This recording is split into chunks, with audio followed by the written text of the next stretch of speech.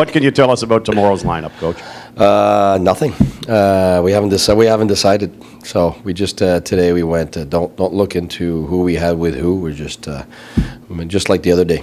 The other day we had some lines, and the next day they weren't the same for the game. So we're just still looking at our plan for tomorrow. But also it depends on who's healthy and who's not. So I got to go back down and check with the medical staff and see which guys are 100% and which guys are not. Still that option then for change, either on up front or on defense. Yeah, we could go 11-7. We could go 12-6, and it could be a different 6, and it could be some guys different with the 12 forwards. Question then: if you're not going to do those kinds of lines, why would you run them in practices and then switch them going into the games? Because it makes no difference. Because I'm switching them in the games anyways.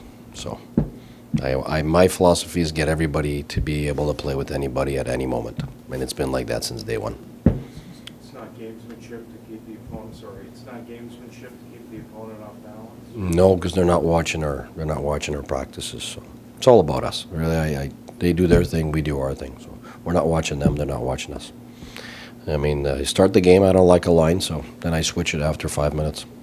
Mark Mathot, do you hope that he's going to progress enough here? Well, he was ready to go last game. So we're obviously getting closer and closer, and for me, it's about can he shoot? He can do everything else, and I know he can wrist the puck. Now it's a question of can he under pressure? Can he give us a good shot when he's going to need to? I think that's where it's at. So that's why I got to go find out. But I mean, we're getting really, really closer. That's for sure. How tough was it to Ryan Dzingel played all but one game in the regular season this year.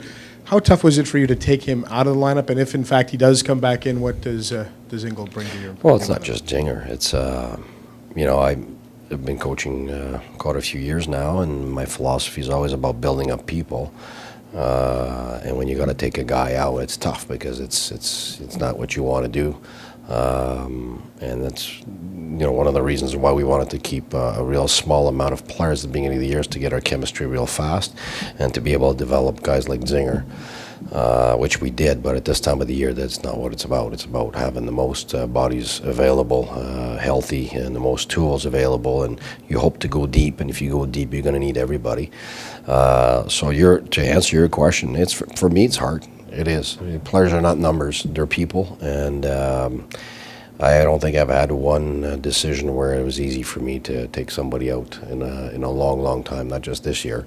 It's always tough because I care, and he's a terrific first NHL full year, and he's growing. He's a young guy that's having to live right now. Not playing the first game, but also having to live and answering questions from you guys and getting cornered here and having to answer the right way and better the next time and stuff like that. That's part of maturity too, off ice, and I think he's getting a great opportunity to be in the playoffs, to manage it off ice, to manage it on ice.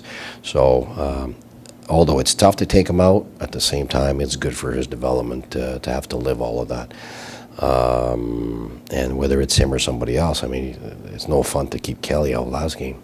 I mean, there's a guy I absolutely respect for everything he's done, but also for the man that he is.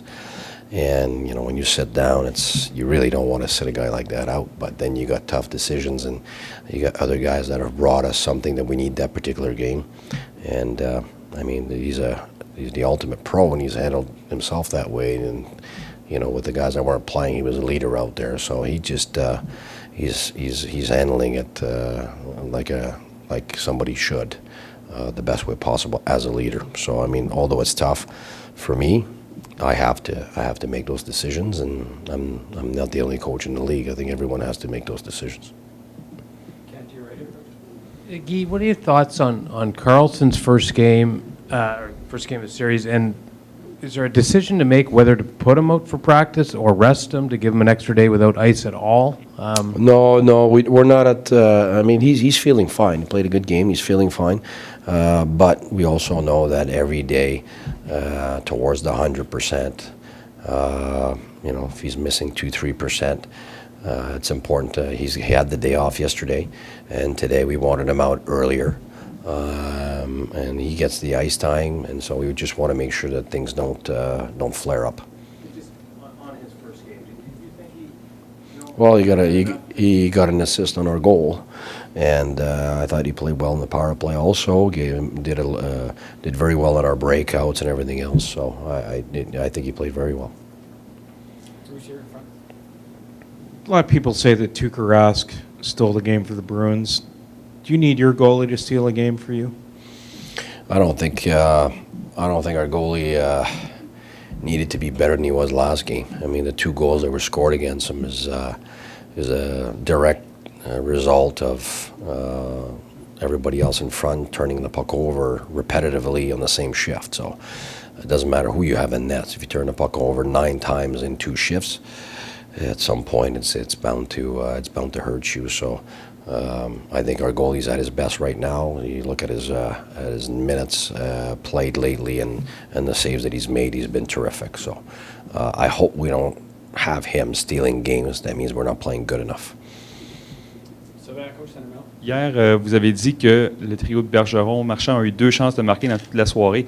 Est-ce que, compte tenu des circonstances, c'est la meilleure? Vous ne pouvez pas demander de mieux de la part des joueurs qui sont appelés à le couvrir? On peut demander mieux parce que la dernière chance qu'ils ont eue, ils l'ont mis dedans. Mais ça, je pense que c'était une erreur collective, là. Juste des revirements par-dessus revirements sur le même jeu. Ça a été le focus de notre pratique ce matin. Ça a été le focus aussi de notre séance vidéo. C'est qu'on est meilleur que ça à gérer la rondelle. On était très bon pendant 2 périodes. Puis en 3e période, on était plus loose un petit peu là, défensivement. On leur a donné beaucoup d'espace alors que c'est pas du tout comme ça qu'on joue d'habitude. On n'a pas joué de les 2 premières périodes. Je pense qu'on est devenu passif sans qu'on ait demandé ça. Au contraire, on voulait rester agressif. Puis on est devenu un petit peu plus passif. Je pense que c'était la crainte de perdre. Puis on peut pas avoir cette crainte-là, ce qui fait qu'on a mal géré la rondelle.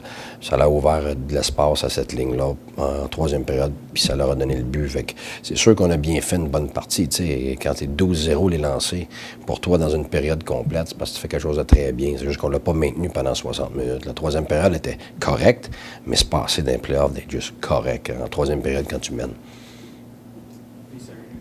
Yesterday you mentioned sort of that mental aspect that kind of broke down in the third. How important are your veteran players who've had this playoff experience are going to be for you tomorrow? Because the last thing you want is to go to Boston down 2-0. Yeah, I think our players have done a good job. The leaders have done a very good job all year, and we're starting the playoffs. And playoffs it's a growing thing every game, every period you've got, every game. Now we've learned from the first game, just like we learned the last month how to deal with pressure and making playoffs and tough games. And we got to learn fast. That's what it is. And I think those guys are instrumental for us in being able to manage it on the mental side. And we'll be better tomorrow at managing that. I'm sure our players have grown real fast this year. But whenever we've addressed something, it didn't take very long that the guys were grasping it and taking the flag and running with it. And our leaders were at the forefront of that. So yes, they are very important. A guy like Burrows, who's he's got 71 games now in the playoffs and has made it far as one of those guys. And so, yeah, we're looking at these guys to be able to influence the guys beside them because we're not in the room all the time, and you don't want the coach to be able to manage all that at every minute. So, yeah, we rely on those guys to be able to manage that pressure. Coach, après avoir vu votre équipe perdre le premier match, est-ce que vous attendez à les voir jouer avec un peu plus d'urgence? Vous voulez juste demeurer de la même manière, jouer? Non, je pense que la manière qu'on jouait les 2 premières périodes, là, c'était bien en masse. Est-ce qu'on aurait voulu un autre but d'extra en 2e période? C'est sûr que ça a été bienvenu. On a eu toutes les chances pour le faire. C'est surtout la 3e période. On a perdu notre agressivité en 3e période. Alors, on veut être agressif pour 60 minutes. On a le line-up pour le faire, puis on l'a fait toute l'année. C'est une question mentale. Notre pression s'est estompée, puis on ne peut pas jouer comme ça.